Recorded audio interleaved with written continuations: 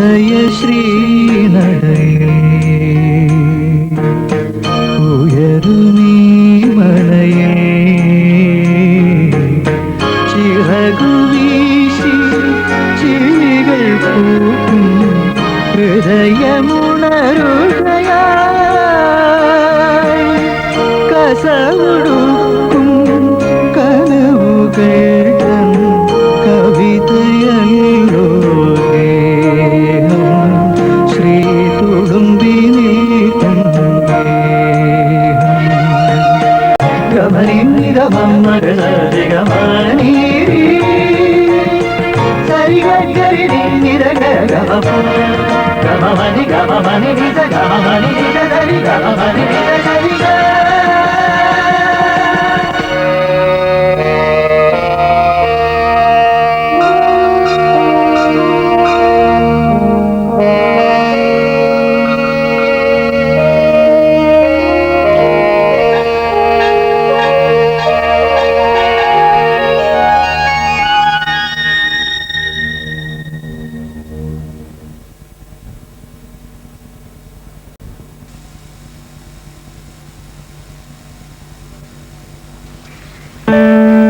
നടുവകത്തെ പഴയ ക്ലോക്കിനെ മാറ്റി നമുക്ക് ഇവനെ അങ്ങ് പ്രതിഷ്ഠിക്കാം. കല്യാണത്തിന് അച്ഛന്റെ കമ്പനിന്ന് എല്ലാവരുമായി സമ്മാനം കൊടുത്തതാ ആ പഴയ ക്ലോക്ക്. സുമിത്രയേക്കാൾ വയസ്സുണ്ടതിന്. എങ്കിലത് നമുക്ക് സുമി ചേച്ചിയുടെ കല്യാണത്തിന് സമ്മാനമായി കൊടുത്തുവിടാം. ഭയങ്കര തമാശ. ആഹാ, വാര്യ മാഷോ നമസ്കാരം. ഞാൻ മാഷെ അങ്ങോട്ടൊന്ന് കാണാതിരിക്കായിരുന്നു. ദുബായ്ക്കാരനെ ഇങ്ങോട്ട് തന്നെ വന്ന് കാണുന്നതാണ് നല്ലതെന്ന് ഞാനാ അച്ഛനോട് പറഞ്ഞേ. എല്ലാം വീതം വെച്ച് തീരും മുമ്പ് ഞങ്ങളുടെ ഓഹരിങ്ങി തന്നേക്ക്. ഓ, അങ്ങനെ പ്രത്യേകിച്ചൊന്നും കരുതിയിരുന്നില്ല. എങ്കിലും ഇത് ദുബായ്ക്കാരന്റെ വക. വാര്യമാഷ്ക്കും മായയ്ക്കും. ഈ സെന്റ് ഷാമ്പൂ ഒന്നും എനിക്ക് പതിവില്ലാന്ന് ഉണ്ണിയേട്ടൻ അറിഞ്ഞൂടെ? നല്ല കാച്ചെണ്ണയും താളിയും കിട്ടുമോ ഗൾഫില്? എങ്കിൽ കൊള്ളായിരുന്നു. അപ്പൊ നിന്റെ പഴയ സ്വഭാവത്തിന് യാതൊരു മാറ്റവും ഇല്ലല്ലേ? ഉണ്ണി ശരിക്കും മാറിയിരിക്കണു. ഇപ്പൊ ഉടുപ്പും നടപ്പും ഒക്കെ ശരിക്കും ഒരു ഗൾഫുകാരൻ തന്നെയാ. ഗൾഫുകാരൻ നാട്ടിൽ വരുമ്പോഴാ ഒരു ഗൾഫുകാരനായി നടക്കുന്നത് മാഷേ. അവിടെ പകല് മുഴുവൻ കമ്പനി യൂണിഫോമാ. നല്ലൊരു പാന്റോ ഷർട്ടും ഇടുന്നത് നാട്ടിൽ വരുമ്പോഴാ. അപ്പൊ നാട്ടുകാർക്ക് പുച്ഛം. ഗൾഫുകാരുടെ ഒരു പത്രാസേ. ഞാൻ അതൊന്നും ഓർത്ത് പറഞ്ഞല്ല കേട്ടോ. എല്ലാവരും അകത്തേക്ക് വന്നോളൂ, കഴിക്കാൻ വല്ലതെടുക്കാം. അയ്യോ, ഞാനൊരു കാര്യം മറന്നു. ഗൾഫിലേക്ക് ഞാനിവിടെ എത്തിയ വിവരം വിളിച്ചു പറയണം. എല്ലാവരും വിവരം അറിയാൻ കാത്തിരിക്കുന്നുണ്ടാവും റൂമില്. ആ കവലയില് ഇപ്പൊ 2 STD ബൂത്ത്. അവിടെ പോയി വിളിക്കാലോ. അതെന്തിനാ? ഒരു കത്തെഴുതിയാ പോരെ? ഇതൊരു നാട്ടു നടപ്പാമ്മേ. ഗൾഫിൽ നിന്ന് ഒരാൾ നാട്ടിലേക്ക് പുറപ്പെട്ടെത്തിയ വഴിക്കുള്ള എല്ലാ കാര്യങ്ങളും ഉടനെ ഫോൺ ചെയ്ത് അറിയിക്കണമെന്ന ഒരു നിയമം. ഞാനിപ്പോ ഇത്രയും വൈകി. എനിക്കറിയാൻ പാടില്ലേ നിങ്ങളുടെ നിയമങ്ങളൊക്കെ. അവിടെ ഇവിടെയും കറങ്ങി നടക്കാതെ വേഗം ഇങ്ങോട്ട് എത്തിയാ മതി. ശരി. വരൂ മോളെ. വരുമായേ.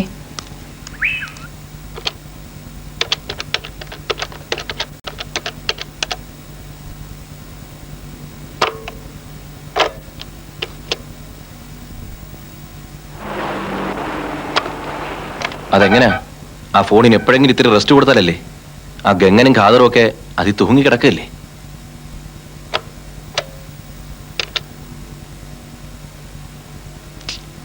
രക്ഷയില്ല. ജമാലിന്റെ ഫോണിൽ വിളിച്ചു പറയാം.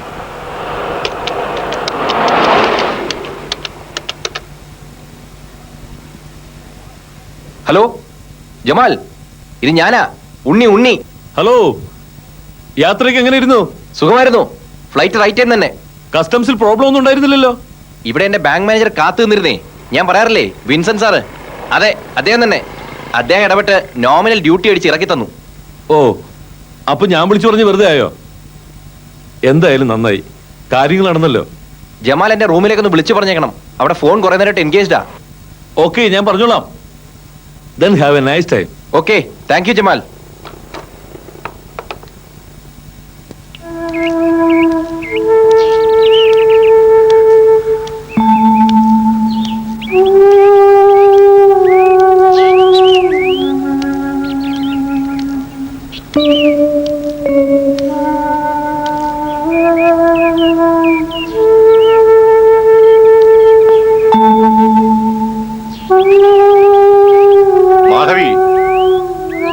മാധവി, ആരി ഏട്ടനോ? വന്നേ കാലം നിൽക്കാതെ കയറി ഇരുന്നാട്ടെ. ഞാനിതില് ആ കണ്ടങ്കരി വരെ ഒന്ന് പോയതാ. അപ്പോഴാ ഇതൊക്കെ കണ്ടത്. എന്താ മാധവി ഇങ്ങനെ ഈ സ്ഥലമൊക്കെ ഇങ്ങനെ വൃത്തികേടായിട്ട്? കാടും വെള്ളമൊക്കെ ആയി. ആരെങ്കിലും വിളിച്ചൊന്ന് വൃത്തിയായിക്കൂടെ? ആ പിന്നൊന്നുമില്ല, വരട്ടെ. ആ പിന്നെ അവൻ വന്നിട്ടുണ്ടെന്ന് പറഞ്ഞു. വന്നിട്ടുണ്ട്, ഞാൻ വിളിക്കാം. ഏട്ടൻ അങ്ങോട്ട് കയറി ഇരുന്നാട്ടെ.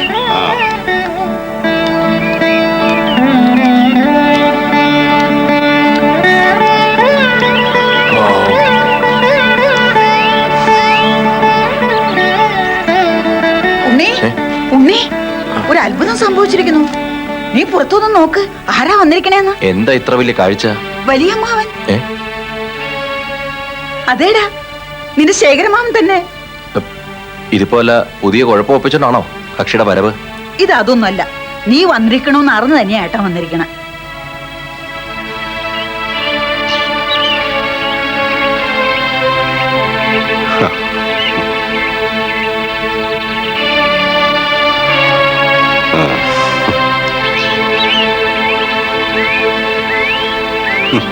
നീ അങ്ങ് മാറിപ്പോയല്ലോടാ. നിന്നെ കണ്ട് മനസ്സിലാവാണ്ടായി. ഒരു വെയിലത്തും ചൂടത്തും പണിയെടുത്തോണ്ടായിരിക്കും. അതല്ല, നീ നന്നായിട്ടുണ്ട് അല്ലേ മാധവി?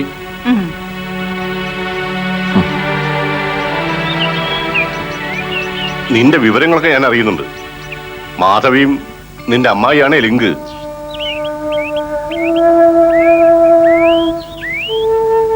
പഴയ ഏതൊക്കെയോ കാര്യങ്ങളെ ചൊല്ലി നമ്മൾക്കിടയിൽ ഇനിയും അകൽച്ച വേണ്ടെന്ന എൻ്റെ കാര്യം. എല്ലാം വരുത്തി വെച്ച ഒരാള് ഈ ലോകം വിട്ടു പോയില്ലേ. നീയും സുമിത്രയൊക്കെ എന്തായാലും തെക്കേടത്തെ കുട്ടികൾ തന്നെയാ.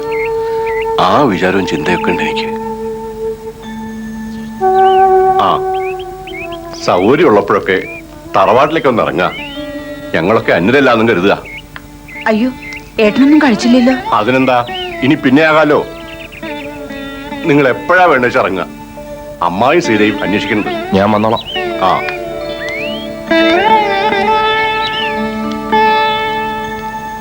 ഇത് പാവം ഉണ്ണിക്കുട്ടനെ കൊടുക്കാനുള്ള ഒരു വാരിക്കുഴി കുഴിച്ചതാ കാരണവര്. എന്റെ സുമിയേച്ചി, ശേഖരമാമ ഇന്നോ ഇന്നലെ കാണില്ലല്ലോ ഞാൻ. ഏതായാലും അഡ്ജസ്റ്റ് ചെയ്ത് നിക്കണം നീ. അങ്ങേരുടെ മനസ്സിലിരിപ്പ് മുഴുവനും പുറത്ത് ചാടട്ടെ. നമ്മളായിട്ട് പിണക്കൊന്നും വേണ്ടെന്നാ ഞാൻ പറയണത്. നിന്റെ കാര്യം തന്നെ ഇങ്ങനെ മുടങ്ങി നിക്കണത് വേണ്ടപ്പെട്ടവരാരും തുണക്കില്ലാഞ്ഞിട്ടാ. എന്റെ കാര്യത്തിന് ഇപ്പൊ ഒരു മുടക്കവും വന്നിട്ടില്ല. സ്വന്തം കാലിൽ നിൽക്കാൻ എനിക്കിപ്പോ പറ്റുന്നുണ്ട്.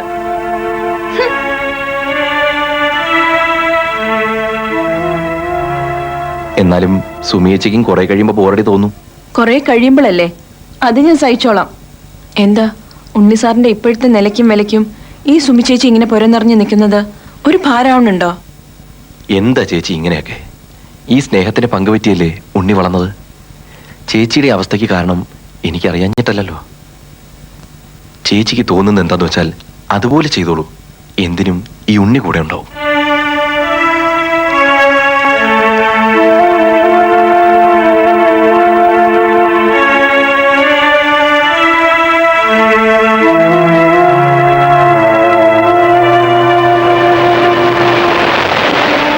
ഇന്നത്തെ കാലത്ത് ജോലി കിട്ടണമെങ്കിൽ പഠിപ്പ് കൊണ്ട് മാത്രമായില്ല, അതിന് ഭാഗ്യം കൂടി തുണയ്ക്കണം. ദൈവം കണ്ടോ, ഈ ഇന്റർവ്യൂവിന് നീ തീർച്ചയായും സ്കോർ ചെയ്യും. എന്റെ പ്രാർത്ഥന ഇത്രയും കടുപ്പത്തിലാ ഇത്തവണ. ഇത്തവണ എന്താ ഓഫർ? ശയനപ്രദക്ഷിണോ തുലാഭാരോ? അതൊന്നുമില്ല. ഈ ജോലി എന്റെ കുട്ടിക്ക് കിട്ടിയ അവനെ കൈയോട് പിടിച്ചോണ്ട് വന്ന് തിരുനടയിൽ വെച്ച് ഈ കഴുത്തിൽ താലി കെട്ടിക്കാം എന്നാ ഞാൻ കൊടുത്ത ഓഫർ. എന്താ, കൊള്ളാമോ? അമ്പടി കള്ളി, നിന്നെ ഞാൻ ജോലിയൊന്ന് കിട്ടിക്കോട്ടെ, എന്റെ ഓഫർ ചെയ്യാൻ നടത്തി തരുന്നുണ്ട്.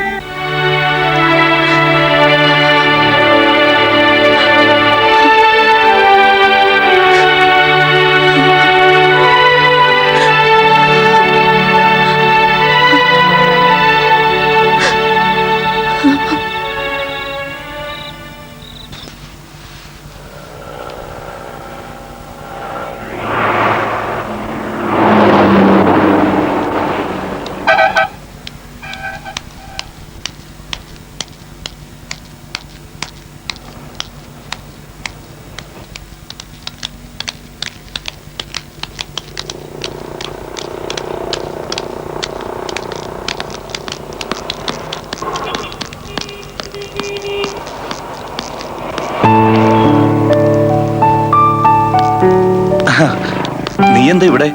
ഞാൻ ദേവനെ കാത്തിരിക്കുകയായിരുന്നു. 2 ദിവസമായി ടെലിഫോണിൽ ട്രൈ ചെയ്യുന്നു. ദേവനെ ഒരിക്കലും ലൈനിൽ കിട്ടുന്നില്ല. 2 ദിവസമായിട്ട് ടൈറ്റ് വർക്കാ, കോൺഫറൻസും ബോർഡ് മീറ്റിംഗും. ഇതിനിടയ്ക്ക് എന്നെയൊക്കെ ഓർക്കാൻ എവിടെയാ സമയമല്ലേ? അത് മാത്രമല്ല, വീട്ടിൽ ഒരുപാട് പ്രോബ്ലംസ്. ആ, നീ വാ.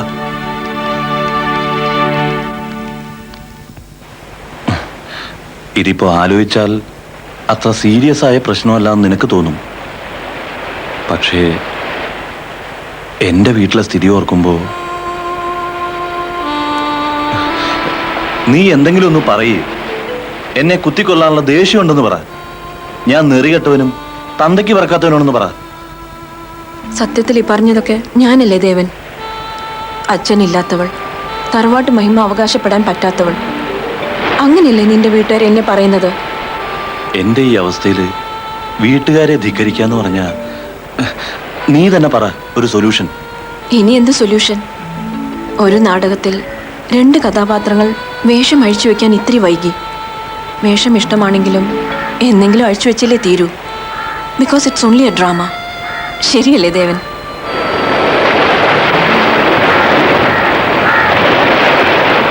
ദെൻ ഓക്കെ, നിങ്ങൾ പുരുഷന്മാർക്ക് എന്തെങ്കിലും ഒരു സൊല്യൂഷൻ കണ്ടെത്തിയ പ്രശ്നം തീർന്നല്ലോ. Be happy. സുമിത്രേ, ഈ കൂൾ ഡ്രിങ്ക് കഴിച്ചിട്ട് പോകും. മനസ്സിലെ ചൂട് തണുപ്പിക്കാൻ ഈ കൂൾ ഡ്രിങ്ക്സിന് പറ്റുമെന്ന് തോന്നുന്നുണ്ടോ നിനക്ക്?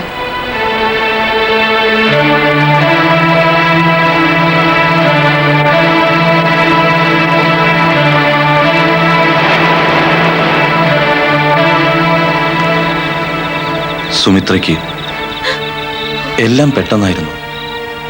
വധുവിന്റെ പേര് സാവിത്രി. നിന്റെ അത്രയൊന്നും സൗന്ദര്യമില്ല, പഠിപ്പും കുറവാണ്. പക്ഷേ എന്റെ വീട്ടുകാർക്ക് ആ തറവാട് പിടിച്ചു.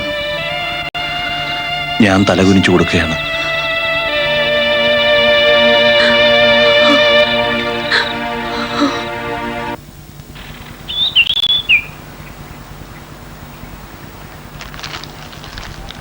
ചേച്ചി, ചേച്ചി, ദാ വരുന്നു.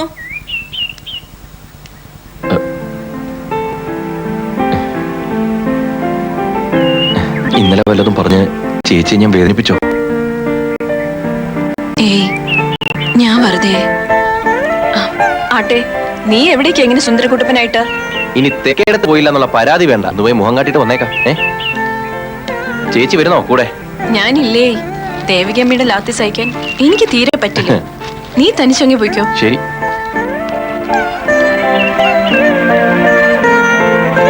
ഞങ്ങളെപ്പോലുള്ള ചിലര് ഇവിടെ ജീവിച്ചിരിപ്പുണ്ടോന്ന് വല്ല വിചാരമുണ്ടോ നിനക്ക്? സത്യം പറഞ്ഞ മരുഭൂമി കഴിയുമ്പോൾ നാടിനെ കുറിച്ചുള്ള വിചാരമേ ഉള്ളൂ. ഞങ്ങൾക്ക് അവിടെ ചിന്തിക്കാൻ വേറെന്താ ഉള്ളത്? നിന്റെ ജോലിയൊക്കെ ഇപ്പൊ എങ്ങനെ? സർക്കാർ ജോലി ആയതുകൊണ്ട് ഉച്ചവരെ പണിയെടുത്താൽ മതി, വലിയ കുഴപ്പമില്ല. എങ്കിലും ഗൾഫിലെ കാര്യമല്ലേ, എപ്പോഴാ തെറിക്കുക എപ്പോഴാ പുറത്താവുക എന്ന് പറയാൻ പറ്റില്ല. എവിടെ കാന്താരി? അകത്തില്ലേ? തിങ്കളാഴ്ച വ്രതം നല്ലോണം നോക്കണമെന്ന് ഞാനാ അവളോട് പറഞ്ഞേ. ഇവിടെ കാവൂരെ പോയിരിക്കുക, എത്തേണ്ട സമയമായി. ഉണ്ണിയേട്ടം വരും എന്ന് പറഞ്ഞ് ഇത്രയും നേരം കാത്തിരിക്കായിരുന്നു അവള്. നിന്റെ കാര്യല്ലേ, ഉറപ്പില്ലാത്തോണ്ട് ഞാനാ പറഞ്ഞത് ഇനി വൈകിക്കണ്ട, തൊഴുതു വന്നോളൂന്ന്. ശേഖരൻ മാമ ഇപ്പൊ കഴിക്കാറുണ്ടോന്ന് അറിയില്ല, എങ്കിലും ഇവനൊരു മരുന്നായി പറ്റും. ഇവൻ ആളുചരനാ. കഴിഞ്ഞ തവണ ചേഴിക്കോണത്തെ ലക്ഷണം വന്നപ്പോ ഒരെണ്ണം കൊണ്ട് തന്നു. 2 മാസം കൊണ്ടാ കഴിച്ചു തീർത്തത്. ദിവസം ഇച്ചിര. അമ്മാവന് വരുമ്പോ കൊണ്ട് കൊടുത്ത സമ്മാനം കൊള്ളാം. എനിക്കിതല്ലാതെ വേറൊന്നും ഇല്ലേടാ. പിന്നെ ഇതൊക്കെ അമ്മായിക്കുള്ളതാ. ഇത്തിരി സൗന്ദര്യം കൂടിക്കോട്ടെ. എനിക്ക് സൗന്ദര്യമൊക്കെ ധാരാളം മതി അല്ലേ? ദേ ഉണ്ണേട്ടാ, മുഴുവൻ അവിടെ തന്നെ വീതം വെച്ചേക്കല്ലേ, ഞാനൊരാൾ ഇവിടെ ഉണ്ടേ. ആഹാ, ഇവളങ്ങ് വലുതായി പോയല്ലോ. ഞാൻ ഇവിടുന്ന് പോകുമ്പോഴേ ഇവള് പൊട്ടാസിന്റെ പരുവത്തിലായിരുന്നു. സൂക്ഷിക്കണം, ഇപ്പൊ മാലപ്പടക്കത്തിന് പരുവത്തിലാ. Highly explosive. എല്ലാം മനസ്സിലാവുന്നുണ്ട്. ഇതൊന്നും അമ്മയ്ക്ക് വേണ്ടി അല്ല ഉണ്ണേട്ടൻ കൊണ്ടുവന്നത്, എനിക്ക് വേണ്ടിയല്ലേ ഉണ്ണേട്ടാ? അമ്മയ്ക്കും കൂടിയാ ഇത്. നിനക്ക് സ്പെഷ്യൽ പരീക്ഷ എഴുതാൻ വേണ്ടി.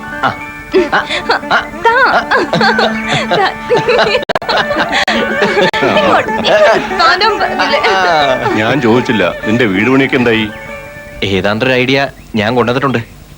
ഇവിടെ ബാങ്ക് മാനേജർ വിൻസെന്റ് സാറ് നാളെ അങ്ങോട്ട് ചെല്ലാൻ പറഞ്ഞിരിക്കുക. നല്ലൊരു ആർക്കിടെക്ട് അദ്ദേഹത്തിന്റെ കയ്യിലുണ്ടത്രേ.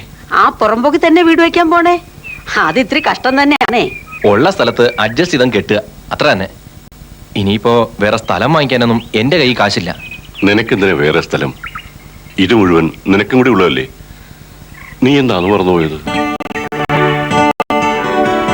നീ ഏതായാലും വീട് വെക്കാൻ തീരുമാനിച്ച സ്ഥിതിക്ക് അത് 4-5 സെന്റിൽ വേണ്ട.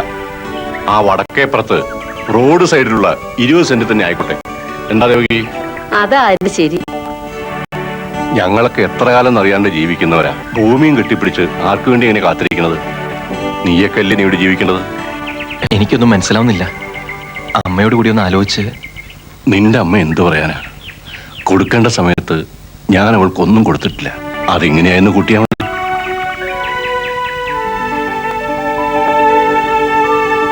അപ്പോ ഇനി ഒന്ന് കരുതുക, ഞങ്ങളുണ്ട് നിന്റെ കൂടെ. വീട് പണിയുടെ കാര്യം എന്താന്ന് വെച്ചാൽ വേഗം അങ്ങോട്ട് തുടങ്ങുക. എന്നാ ഞാൻ ഇറങ്ങും. ശരി. ആ